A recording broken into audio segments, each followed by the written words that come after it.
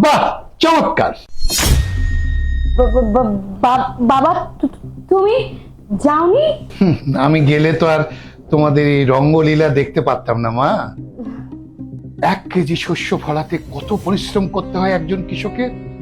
মাথার ঘাম পায়ে ফেলে সেই পরিশ্রমের টাকা আমি তোমাকে পাঠাই, তুমি এখানে ফ্ল্যাট ভাড়া করে রঙ্গলীলা করছো। আচ্ছা, এই যে আমি এখানে আছি না, এটা তোমার টাকা দিয়ে না, ওর টাকা দিয়ে আমি এখানে থাকি।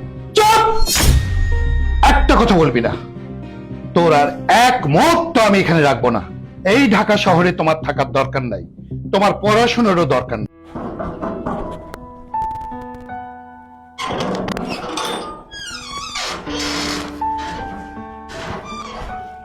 আসসালামু আলাইকুম চাচা। ওয়ালাইকুম আসসালাম। চাচা আপনি হঠাৎ? আমি শহরে আসছিলাম মা, তা ভাবলাম তোমাদের সঙ্গে একটু দেখা করে যাই।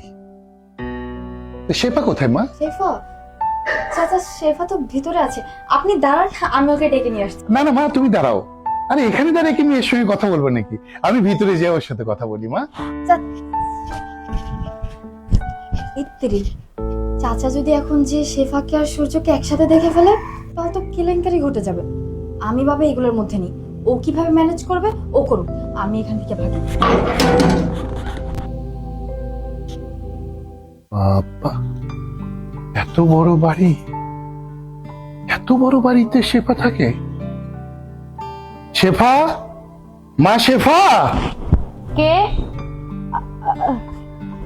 বাবা, তুমি না জানিয়ে আমার বাসায় চলে আসলে যে?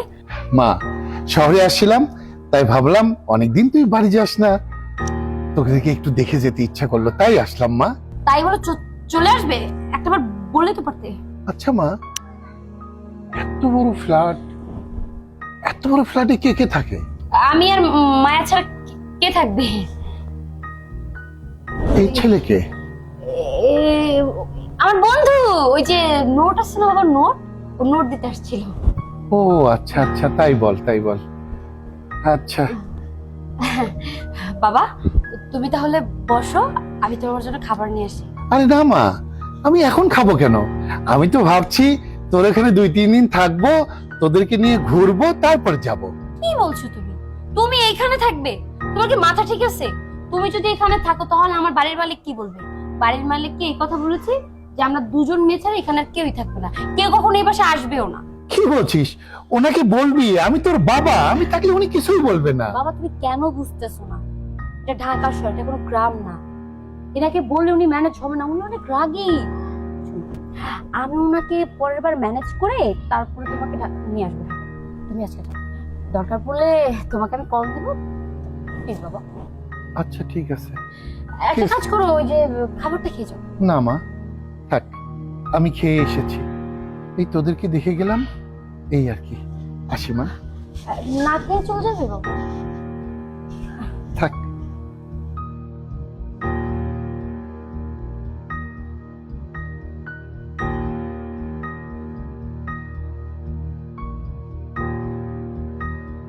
চাচা আপনি কি চলে যাচ্ছেন?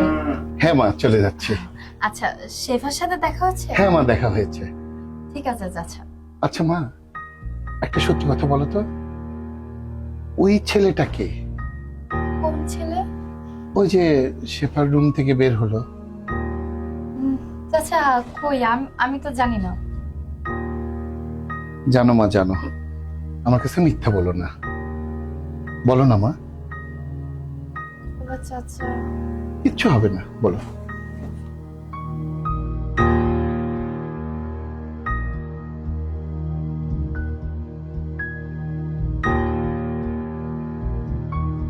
চাচা তাহলে আমি যাই। হ্যাঁ আচ্ছা মা, আসো।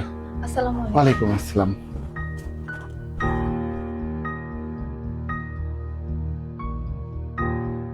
আরে তুই আমাদের এখানে বসে থেকে আমাদের কারো ঝামেলার মধ্যে ফেলা দিচ্ছিস। তোর তো ভালো রুমে বসে আছে, যাচ্ছিস না কেন? যা। ঠিক আছে তাহলে তো রাতে। বাহ, চমৎকার। বাবা তুমি যাওনি? আমি গেলে তো আর তোমাদের এই রঙ্গলীলা দেখতে পারতাম না মা। ছি ছি ছি মা, আমি এত কষ্ট করে, তুমি কি জানো 1 কেজি শস্য ফলাতে কত পরিশ্রম করতে হয় একজন কৃষকের, মাথার ঘাম পায়ে ফেলে সেই পরিশ্রমের টাকা আমি তোমাকে পাঠাই, তুমি এখানে ফ্ল্যাট ভাড়া করে রঙ্গলীলা করছো? তুমি কি লিভ টুগেদারের জন্য এখানে এসেছো না পড়াশোনার জন্য এসেছো? বাবা, তুমি আমার বন্ধু বান্ধবের সামনে আমাকে অপমান না করলেও পারতে। তুমি আমাকে গ্রাম থেকে যে টাকাগুলো পাঠাও, সেই টাকা দিয়ে আমার বই খাতা কেনার টাকা হয় না, কলম কেনার টাকা থাকে না। আর তুমি ভাবছো ওই টাকা দিয়ে আমি এত বড় ফ্ল্যাটে থাকবো? অসম্ভব।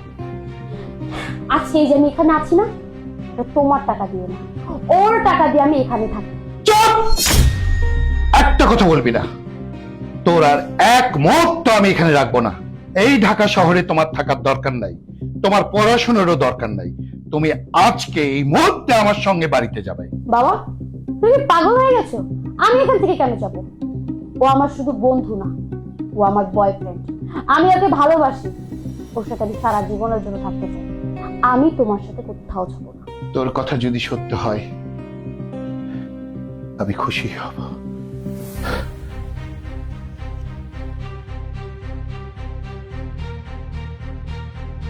শেফা, এ তুমি কি করলে? তুমি তোমার জন্মদাতা বাবাকে এভাবে অপমান করলে? কি করব? আমি পারবো না ওই গ্রামে যে মাটি দিয়ে মরিচ তুলতে, আমি পারবো না গোবর দিয়ে মুঠো বাঁধতে। আমার পক্ষে ওসব কাজ করা সম্ভব না। আমি আলিশান ভাবে থাকতে চাই, আমি ভালোভাবে লাইফে স্ট্রাগল করতে চাই। তাই আমি গ্রামে কখনোই যাব না।